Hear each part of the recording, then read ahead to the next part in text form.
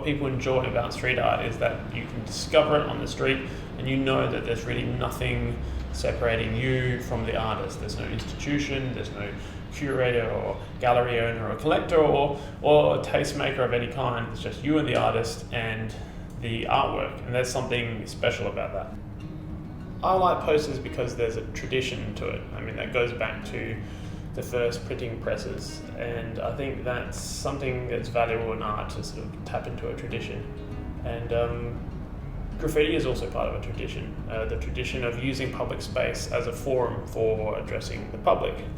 And I'm very happy to be a part of both those traditions. Well, the current project is called What is a Real Australian? And it's really sort of evolved from the project I did last year called Real Australians Say Welcome. It's all about Australia's immigration policy. Well, the last project was. And this one is about the history of Australia's immigration policy, namely the White Australia policy. And so what I basically did is found photographs from the National Archive of people who applied for exemptions to the White Australia policy. And one man in particular called Monga Khan, who I chose as sort of the hero of the project, and I'm sticking up 1,000 posters of him around the country. And underneath his portrait, it's his ID photo from his application, is the word Aussie. And it's just to really confront people's assumptions about what it is to be Australian. Because I think that word Aussie is still used as a very easy throwaway, sort of casual way of saying, oh, that person's white. Whereas, we've had diversity in this country for a long time, despite conservative immigration policies. If you were living here and you had some sort of role in the economy which was important, say you were a cameleer or a hawker or a trader of some kind, you would apply for an exemption, get some character references and a sort of record of employment, have your photo taken, and then you could be allowed to leave the country and then come back and re-enter and start your job again. And so thousands of people did this. Lots of them were cameleers, lots of them were hawkers, lots of them were Chinese traders as well.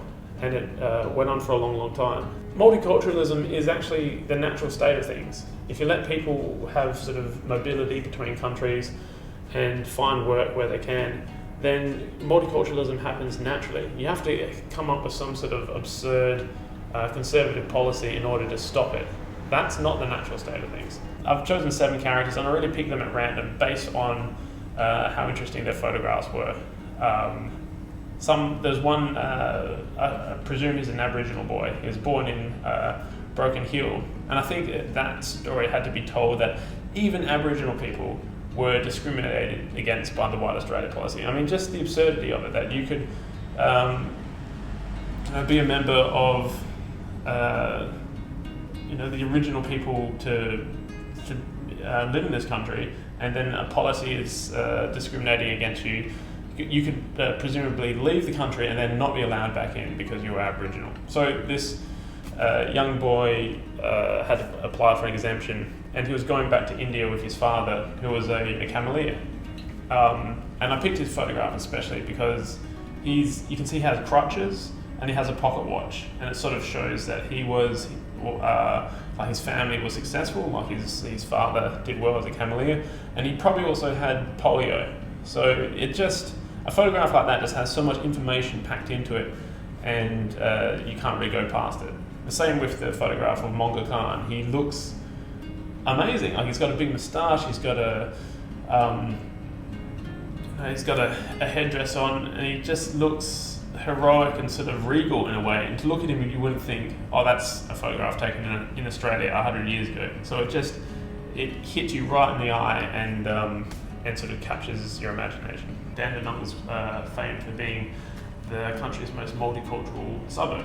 And so I went there and stuck up a whole bunch of posters, and 2 property owners have got in contact with me and said, we want to, you've stuck a poster to my wall, send me the poster, I want to stick it up inside.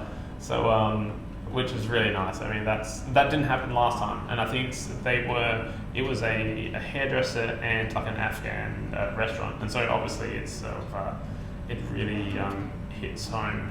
Whereas just the slogan is not as personal as a photograph of a human being. So I print 1,000 posters. They're all done by hand. It's screen printed with acrylic paint, and then I use acrylic inks on the headdress, and then a white Posca pen from the eye. So, and then cut it all out. It takes it's a fair bit of like hands-on work, and then I travel around city by city, every state capital, and then put up posters, and it basically takes 3 months to put them all up. When I put up posters, I do it in the middle of the day. I wear a high-vis vest, and I just look like a person working on the street, and that's, I think, the best way to just to get it done. And the only people that ever stop me, and it happens very rarely, occasionally you have a property owner say, I don't want posters on my wall, in which case I'll say, fair enough, and leave.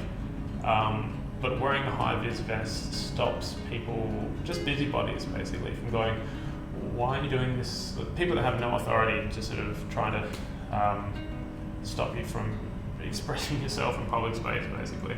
But on the whole, I mean, I'm very conscientious about where I put the posters. I like to find ugly walls and put them there. If it's a small business, I'll always ask and find out whether they mind. And most of the time, they don't. So, because I've already put up about 440, and that's just in Sydney and Melbourne. So I'm going to go over 1,000. So I'll print more. Doing things like I do, you're trying to change people's minds and get them to open up a bit and sort of see the world in a larger, more welcoming, accepting way. But a lot of it is also just a celebration for the people that already feel and understand those things, and want to have a sense of unity with the other people that understand that. I wonder how this will turn out. I mean, I wouldn't be doing it if I knew.